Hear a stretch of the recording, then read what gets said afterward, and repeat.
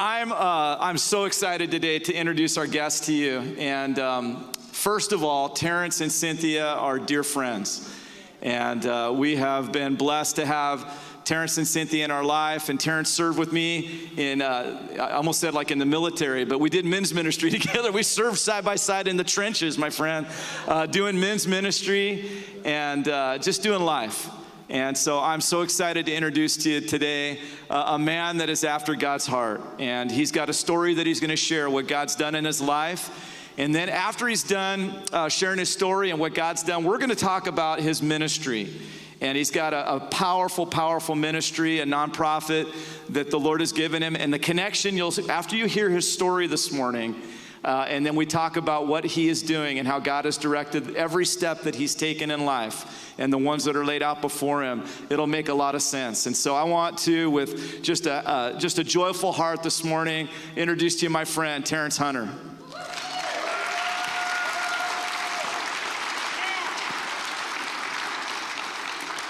Thank you, Pastor Bill. Give me a hug. 1, 2, 3, testing.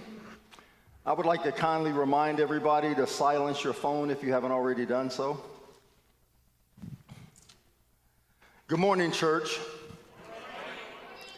God is good all the time. Thank you. I would like to thank Pastor Bill and the leadership here at New Beginnings for inviting my wife and I here today. I consider it an honor to be able to address you on Father's Day because I believe my story is the epitome of how important it is that fathers step up to the plate and be fathers to their children and be the leaders in their home. My name is Terrance Hunter, and I was born on August the 15th, 1959 in the state of West Virginia. My mother is a devout Baptist, so my siblings and I were required to go to church 2 to 3 times a week. Yes, I was introduced to Jesus Christ, Christianity, and the church at a very early age. On the surface, I seemed to be your normal, everyday kid. I played sports, I had paper routes, I went to school regularly, I did my homework. I didn't give my mother any problems as a child because she was raising me as a Christian. However, below the surface, something different was taking place. You see, to this day, I do not know the identity of my biological father.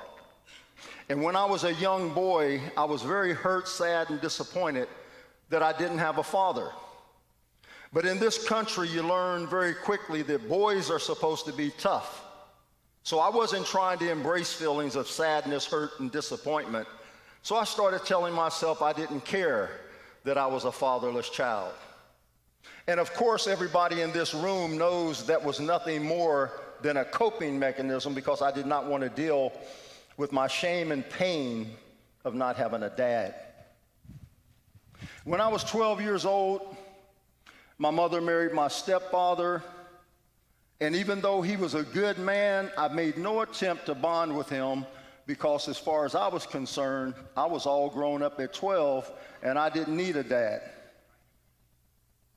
When I was 15 years old, my stepdad and I had a disagreement, and I made an impulsive decision at that very moment to move away from home, never to return. And I wasn't some kid running away from home. When I left, I knew I was not coming back. I have not been to my mother's home for a Christmas, Thanksgiving dinner, or any other festive occasion since I was 15 years old.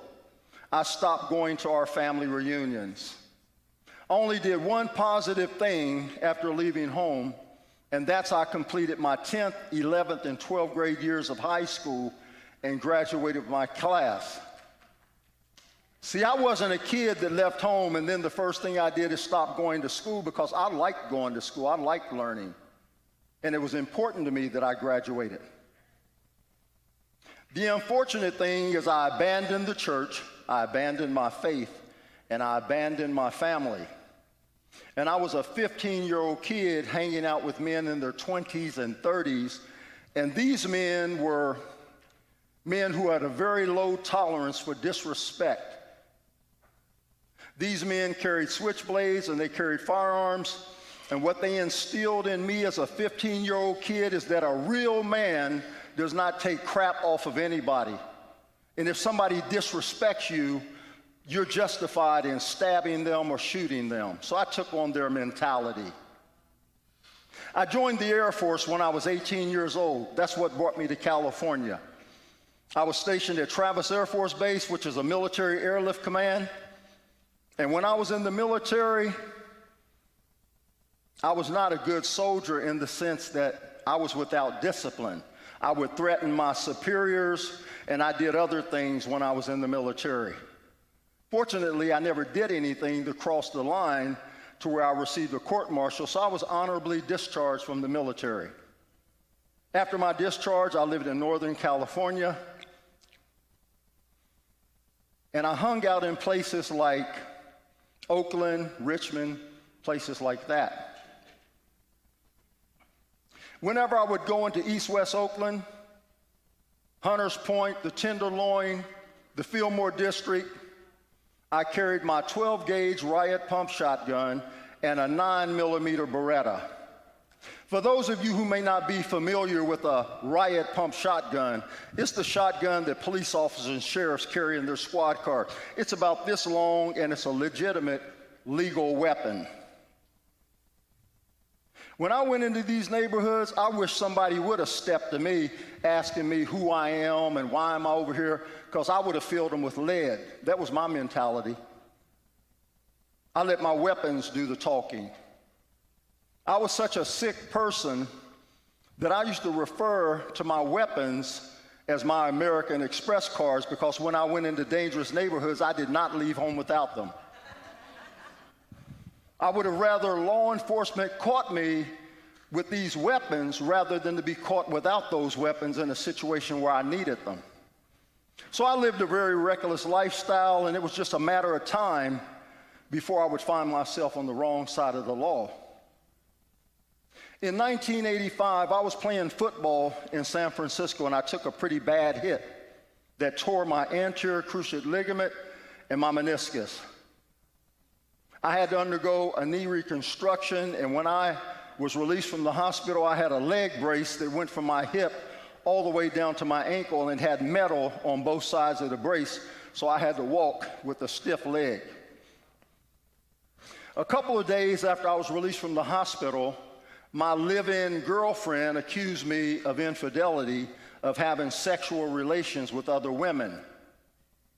And what was interesting about her accusations is she had specific information that she should not have known, because my activities were taking place while she was at work.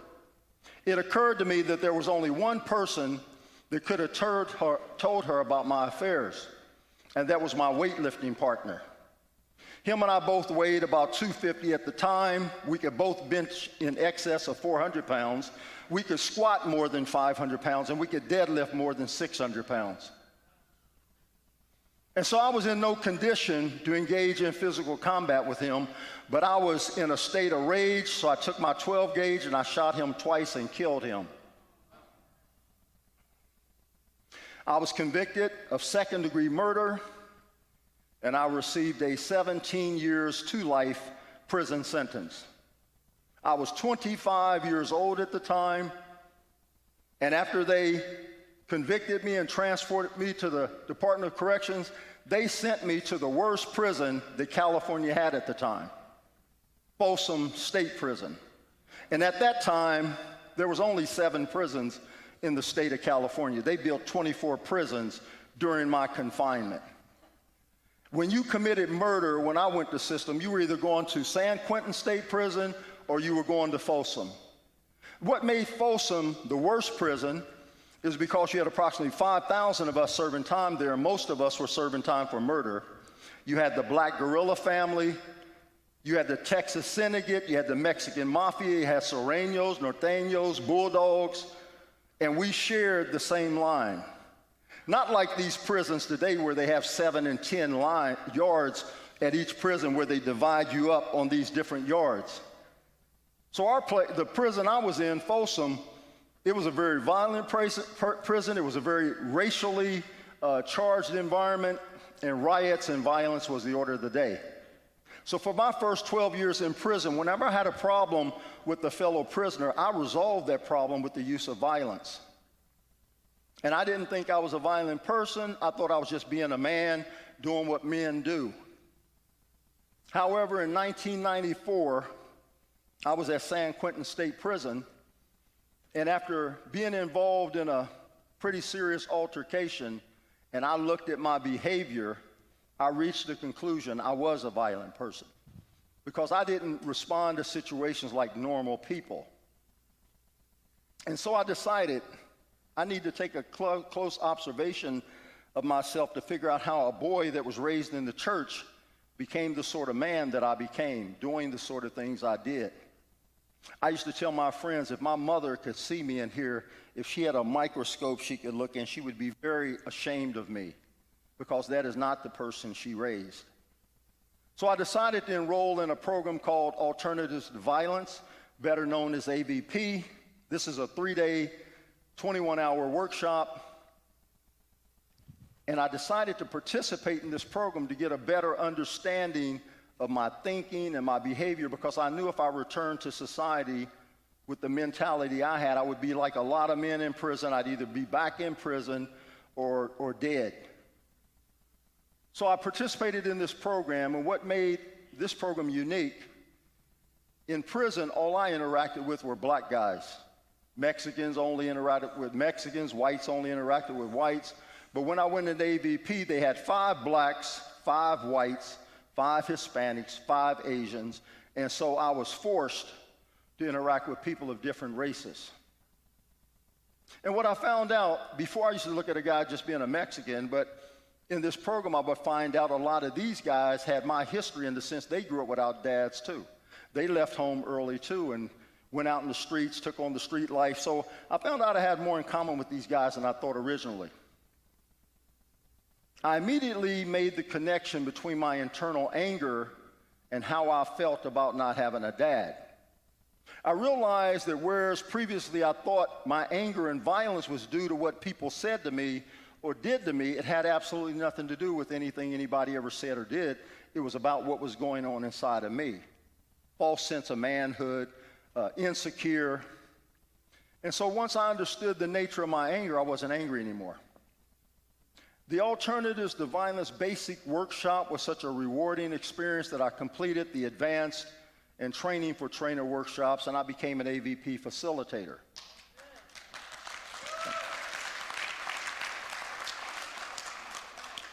Not only was I sanctioned to facilitate workshops attended by prisoners, I also facilitated workshops attended by people from the outside community who wanted to learn conflict resolution skills under my leadership and guidance.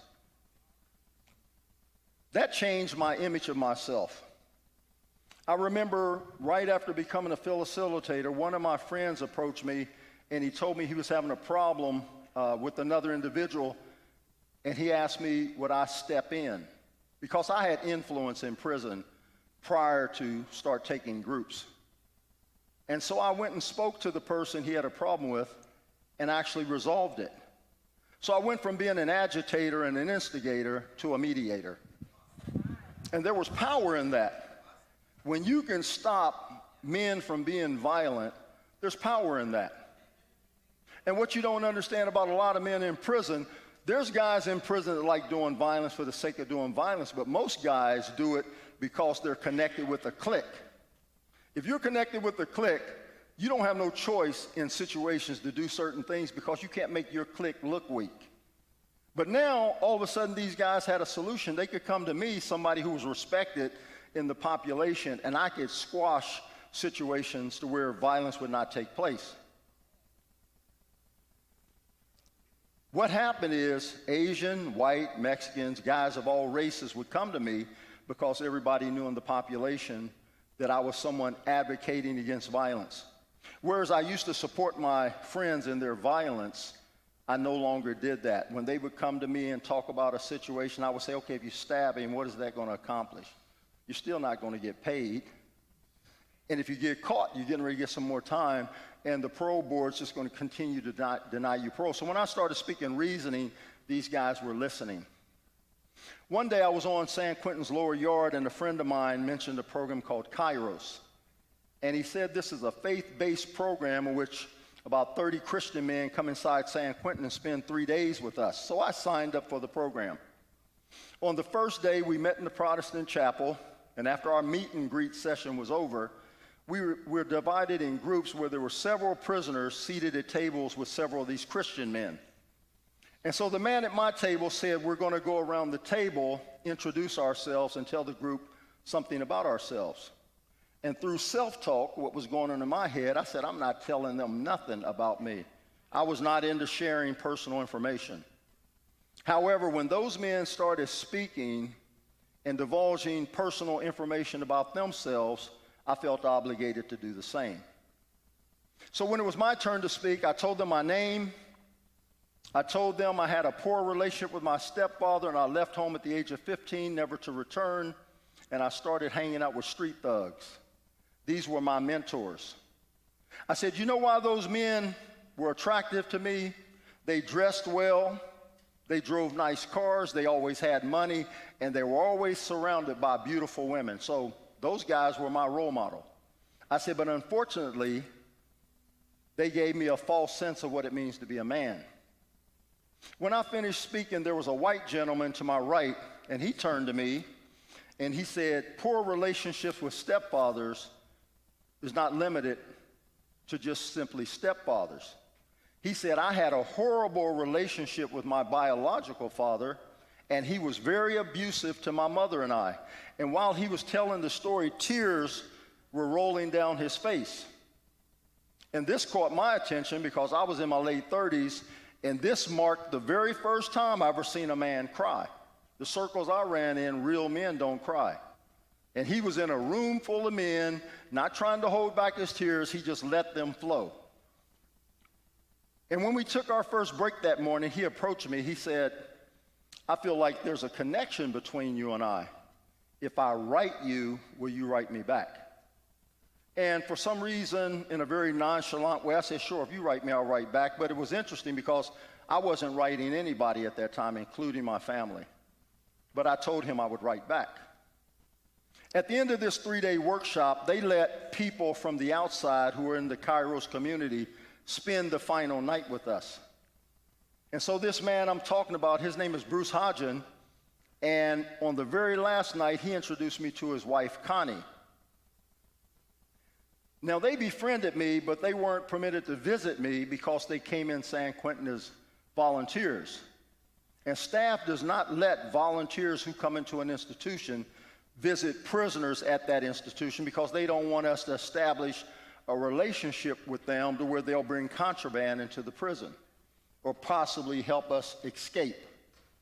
But when I transferred to the correctional training facility in Soledad, they filled out visiting forms and they started visiting me.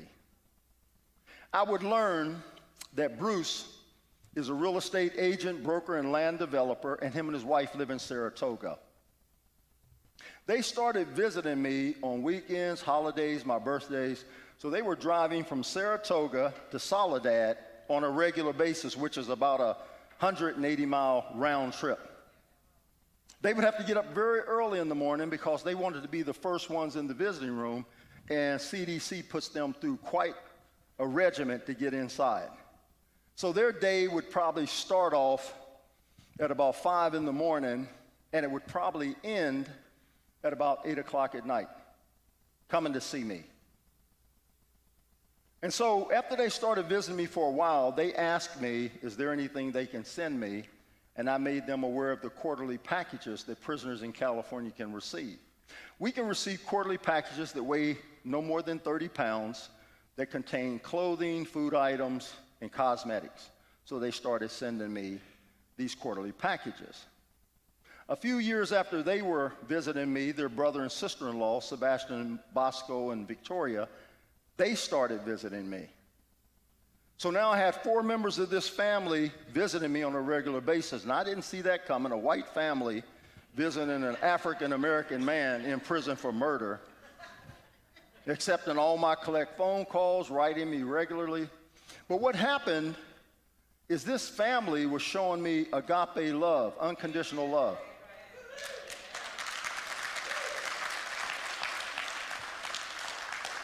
You have to recognize it as being agape love, because what could I do for them? I'm serving a life sentence in prison. Don't know if I get out, when I'll get out. So they were visiting me on a regular basis, and something happened. Just the fact that this family embraced me the way they did, it changed my heart. It softened my heart, because now I didn't have reason to be so bitter anymore. I actually felt like I was a member of this family. And so what happened is they told me, yes, you're a part of our family, and they treated me like I was a member of the family. And so that changed my image of myself, because obviously they saw something in me that I didn't see in myself. And all of a sudden I started believing in myself, my confidence increased, and I decided, I made a conscious decision, I'm gonna start participating in the positive things taking place in prison. I'm gonna stay away from the politics and the negative things. It would have really disappointed them if they would have came up to a visit and found out I was in the hole because I'd done something that warranted being placed in the hole. So I started participating in vocational trades. I participated in a data processing trade in which I received certification from Microsoft. I'm a specialist at using Microsoft applications. Once I achieved that, I decided to enroll in a computer refurbishing trade, where I learned how to build desktop computers from the ground up. Our shop was sponsored by a company known as Detweiler. Detweiler purchased all the computer cases, motherboards, components, monitors, everything we needed to build systems. And K-12 schools in California that lacked funding for computer systems would contact Detweiler. Detweiler would contact us. I was the lead tech in a shop in which I had 75 technicians, and we could build a couple of hundred systems in one day, load them with the appropriate software, run burn-in programs, and ship them to K-12 schools free of charge. And so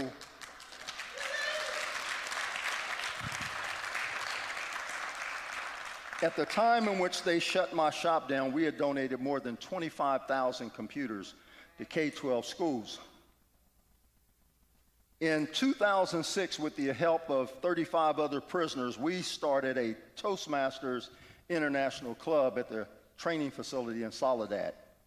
For those of you who may not be familiar with Toastmasters, it's an international organization that trains its members in the art of public speaking. So I became a public speaker in prison. Wardens and other staff members, once they found out I was a public speaker, would invite me to speak at events in which I would be the keynote speaker. And so that helped change my image of me also, because I had things that people valued. I went to prison on February the 25th, 1985, at the age of 25. They let me go on December the 4th, 2014. This December will mark 10 years that I've been out of prison.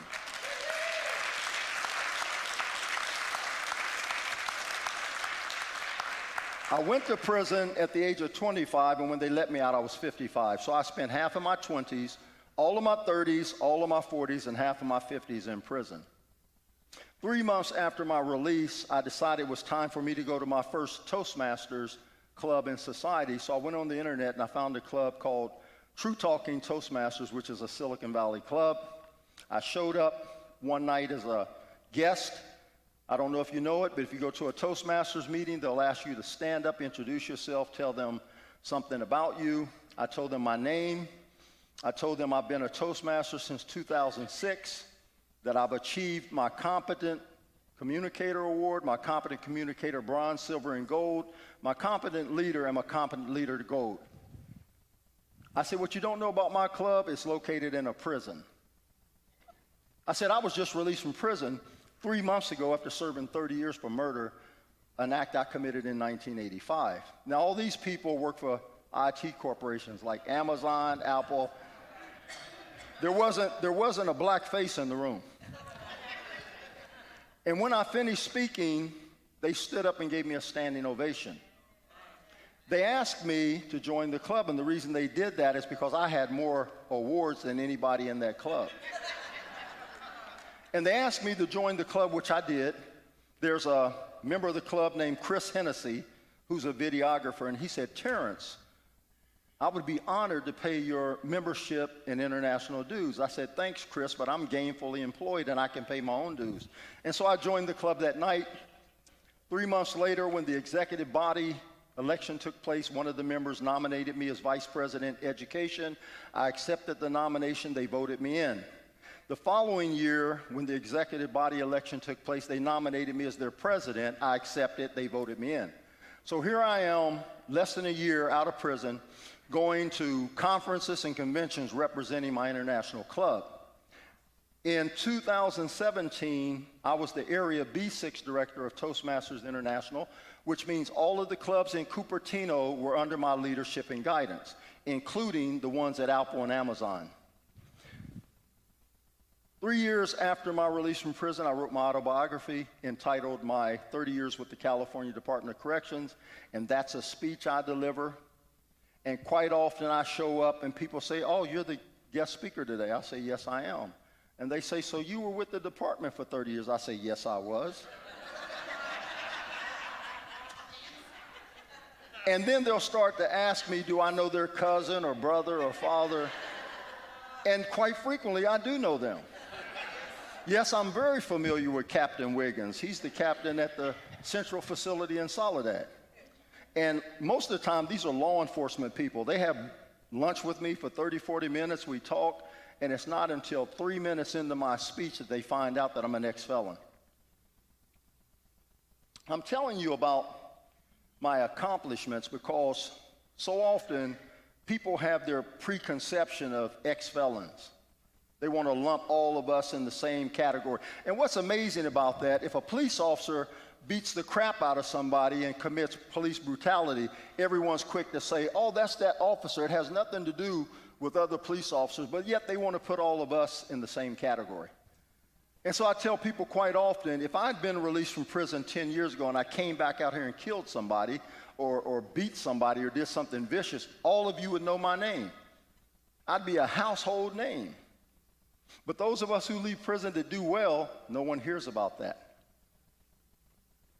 I came here today because I think Father's Day is a perfect day to deliver the message I'm delivering, because all of us can change and become better. I work with fatherless kids, I work with at-risk youth, and I go into the jail and I work with men, teaching them how to be better fathers, better parents, and better partners to the mothers of their children. I'm so thankful that God gave me a second chance. When I look over my life, when I was in prison, I'll give you a perfect example.